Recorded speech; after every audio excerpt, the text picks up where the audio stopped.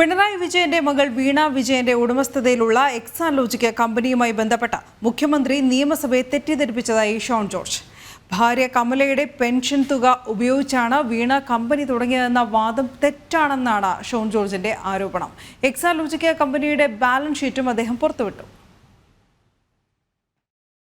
ഭാര്യ കമല പെൻഷനായപ്പോൾ മകൾക്ക് നൽകിയ തുക വിനിയോഗിച്ചാണ് എക്സാലോജിക് കമ്പനി ആരംഭിച്ചതെന്നായിരുന്നു മുഖ്യമന്ത്രി നിയമസഭയിൽ പറഞ്ഞത്. എന്നാൽ ഇത് സഭയെ തെറ്റിദ്ധരിപ്പിക്കുന്നതാണെന്നാണ് ഷോൺ ജോർജ് ആരോപിക്കുന്നത്.